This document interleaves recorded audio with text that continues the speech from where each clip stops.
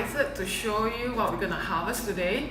So we have in this two particular planters, two types of leafy vegetables, and we have not been using any pesticide at all, and look at the wonderful growth.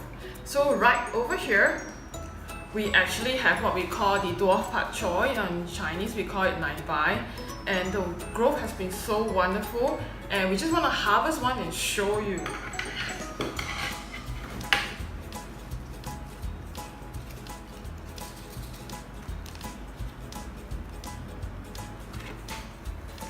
So we just harvest the nai bai out from the pot, and you can see the root growth is wonderful.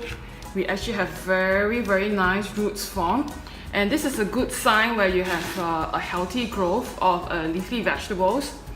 And in this case, I want you to look at the beautiful stalk, how gorgeous they are. These are really crunchy and nutritious and really juicy, and we're just so excited. So what we're going to do is that we're going to clean up the vegetables by removing the roots so that we can use them for your meals. Just look at how gorgeous they are. Beautiful leaves. You realize we have no insect damage. And we have been growing under quite stressful weather currently with all the rain. But we know how to improve our soil, so we know how to grow them without the yellowing of the entire plant. So this is really good growth. And I'm going to show you another vegetables that we got as well. So the second vegetables we're going to harvest now is actually baby taising. They're still pretty young. And we're just going to harvest them because the stems and leaves are really more tender. So let's do that now. So look at the wonderful growth.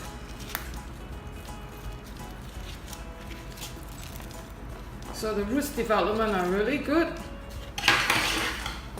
So we're going to cut off the roots.